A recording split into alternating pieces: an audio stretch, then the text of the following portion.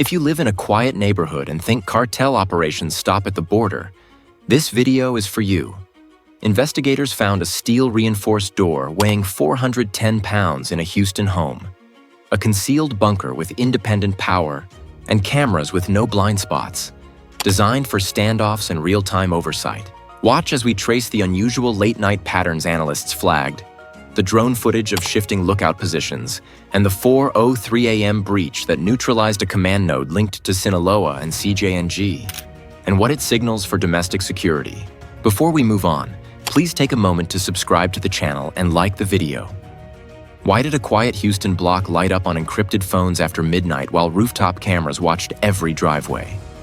That question started with numbers, not hunches. Analysts tracking device metadata saw late-hour activity spike on handsets that never appeared during the day, bouncing through unregistered channels that avoided common carrier logs. At the same time, a homeowner installed cameras on the roofline, not aimed at their doorstep, but at the corners where the street bends and at each driveway within view. It looked like someone wanted a live map of vehicles, not a doorbell clip. On their own, none of that would have triggered a knock. Together, they formed lines that pointed beyond the block. Routes through the neighborhood matched paths used by Sinaloa and CJNG couriers, moving between Houston, San Antonio, and onward to Louisiana and Oklahoma legs. Traffic that usually flowed straight began to kink around key intersections after midnight. Vehicles paused in shadowed spots, and then reappeared 2 streets over with no clear reason to skip the faster road. The changes made sense only if you knew where the automatic license plate readers sat and which lights fed into highway ramps with patrol presence. Analysts overlaid those late-night detours with known logistics corridors and saw a clean fit. A gray sedan became the tell. It looped the grid at steady intervals, never parking, never crossing into the overlap of 2 camera cones. It moved like a rolling relay, keeping proximity to handsets that went live for 2 to 4 minutes at a time, then cut out before the next pole-mounted camera came into range.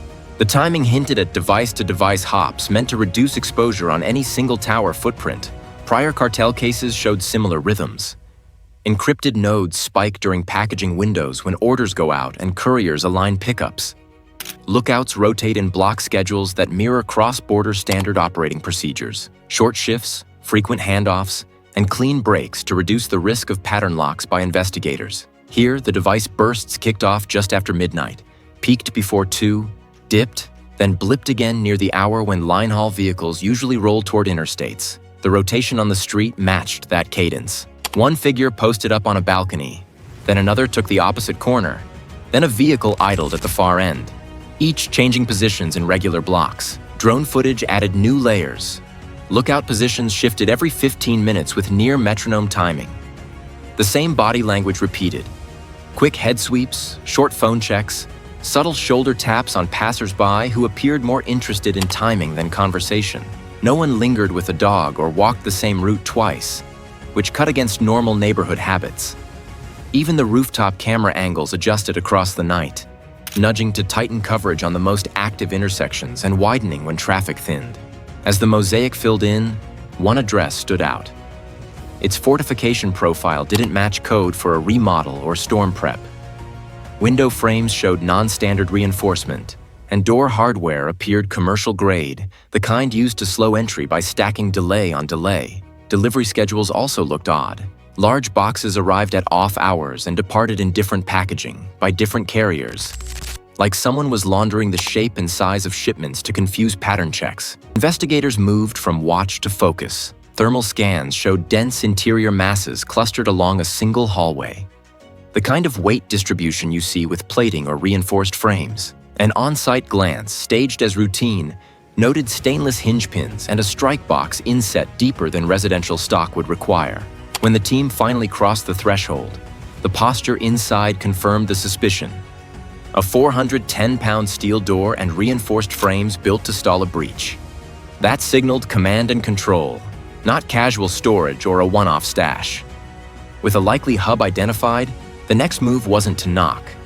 It was to script a synchronized entry, timed to undercut their overnight routine and hit before the relay sedan made its next lap.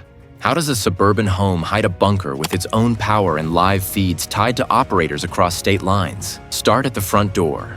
The slab wasn't decorative. Steel reinforced, multi-layered plating behind residential trim, and a strike box sunk deeper than typical frames. The hinges rode on heavy pins that resisted pull. Around the frame, non-residential load-bearing walls added mass and rigidity, turning a short entry into a time sink.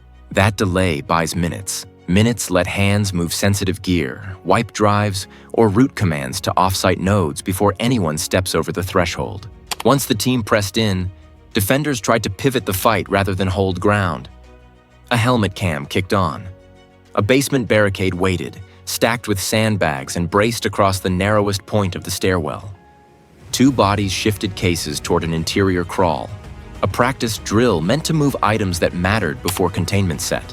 In the foyer, a small cart sat ready with a portable UPS battery and a cable bundle coiled on top, the kind of kit that keeps comms alive when breakers snap. The intent was clear: slow entry upstairs, absorb impacts below, and keep the network breathing long enough to transfer control out of the house. The wiring told the rest of the story.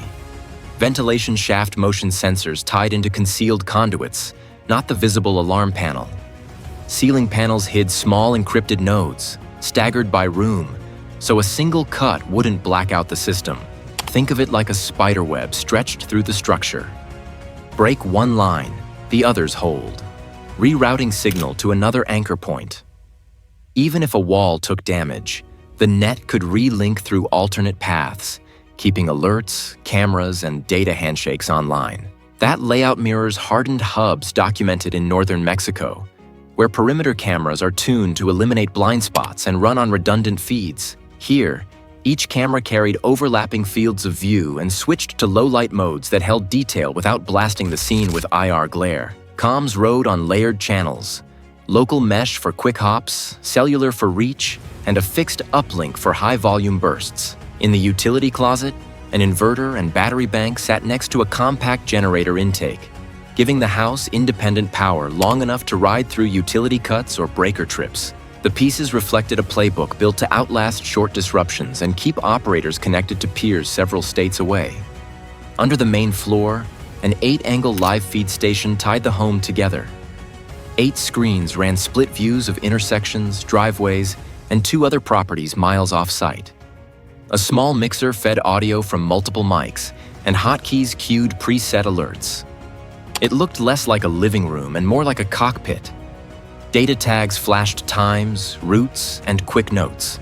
Simple words and numbers, enough to direct movement without leaving long explanations. At 4:03 a.m., the synchronized breach struck fast.